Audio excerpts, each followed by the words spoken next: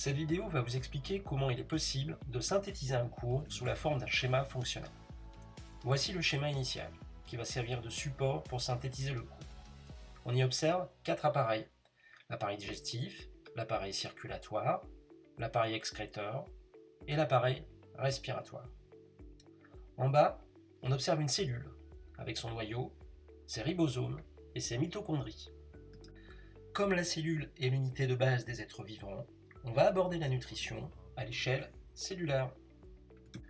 Pour commencer, nommons les différents organes qui composent le tube digestif. On identifie ainsi la bouche, l'œsophage, l'estomac, l'intestin grêle et le gros intestin. Les aliments que nous ingérons vont subir plusieurs transformations. Tout d'abord, lorsqu'ils arrivent dans la bouche, ils sont broyés et imprégnés de salive, qui contient une enzyme, l'amylase salivaire.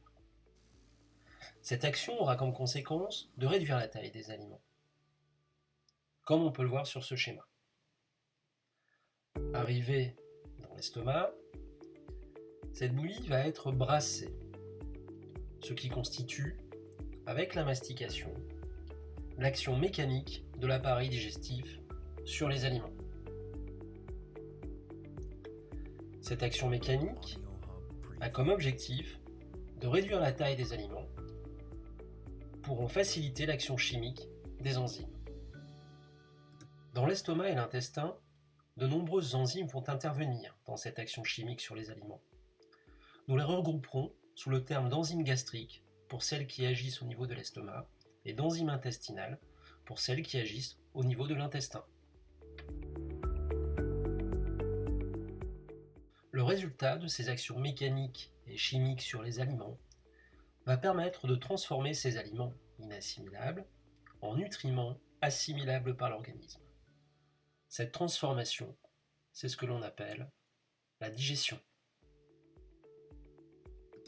C'est au niveau de l'intestin grêle que se déroule l'absorption intestinale des nutriments, c'est-à-dire le passage des nutriments de l'intestin au système circulatoire sanguin, et cela se déroule au niveau des villosités intestinales. Le système circulatoire va ensuite transporter tous ces nutriments issus de la digestion, mais aussi l'oxygène provenant de l'appareil respiratoire, au niveau de toutes les cellules de notre organisme. Ces nutriments, selon les besoins de chaque cellule, vont être utilisés de différentes manières. Tout d'abord, les acides aminés, les sucres simples et les acides gras seront utilisés avec l'oxygène au niveau des mitochondries pour produire de l'énergie sous forme d'ATP, énergie nécessaire au fonctionnement de la cellule. C'est la respiration. Cela s'accompagnera d'un rejet de déchets comme l'eau, le dioxyde de carbone et des déchets azotés. Les acides aminés, issus de la transformation des protéines, peuvent aussi être utilisés au niveau des ribosomes pour produire des protéines telles que des protéines musculaires, des hormones, des anticorps ou des enzymes. Les acides gras, issus de la transformation des graisses, peuvent être stockés dans des tissus adipeux ou utilisés pour fabriquer des membranes cellulaires ou certaines hormones. Pour que toutes ces réactions chimiques soient possibles, les vitamines sont essentielles, mais aussi les minéraux, qui peuvent en plus participer à la fabrication de nouvelles molécules. Ces derniers points nous permettent de définir l'assimilation des nutriments, qui correspond à l'utilisation des nutriments par l'organisme au niveau des cellules. Ces différentes utilisations des nutriments permettent de satisfaire les 3 besoins de l'organisme au niveau cellulaire: les besoins énergétiques, les besoins fonctionnels et enfin les besoins structuraux. Les déchets issus de l'activité cellulaire seront transportés par l'appareil circulatoire.